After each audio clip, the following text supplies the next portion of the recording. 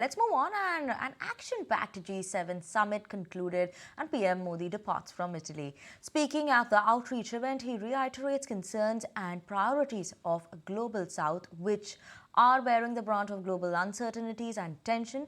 Furthermore, he highlighted that India's presidency of the G20, under which African Union was made a permanent member of the grouping. Among other important things, he also highlighted the need for ending a monopoly in the tech space. And additionally, the G7 pledged to address China's unfair business practices affecting their workers and industries.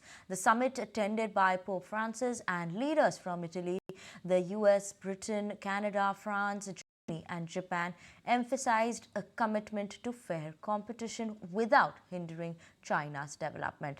How do these developments advance the China Plus One policy? How will these actions affect India's business opportunities? Let's hear out some of the views from the experts.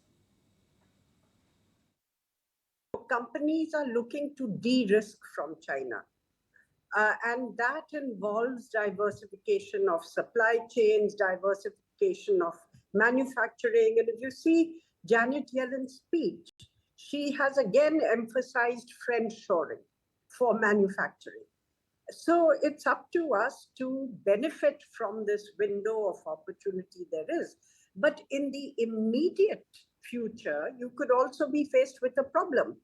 Because if China has huge overcapacities and the US and EU put punitive tariffs on Chinese imports, the tendency for China would be to dump in countries like India. So I think we would need to look at some degree of coordinated action in sectors which may be vulnerable to this kind of Chinese dumping in the event that that happens. So I think there are two sides to it. It's more complex because the immediate fallout could be the threat of Chinese dumping in developing country markets. And the long run, there is this opportunity to get some of the manufacturing to shift from China to India.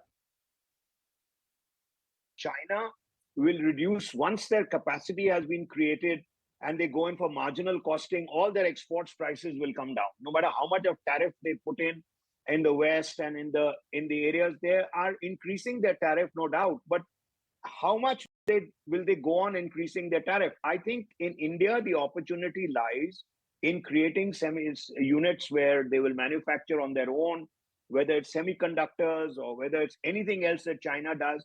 And if Chinese companies allow Indian companies to come in and they own more than 51%, they'll become like Indian companies.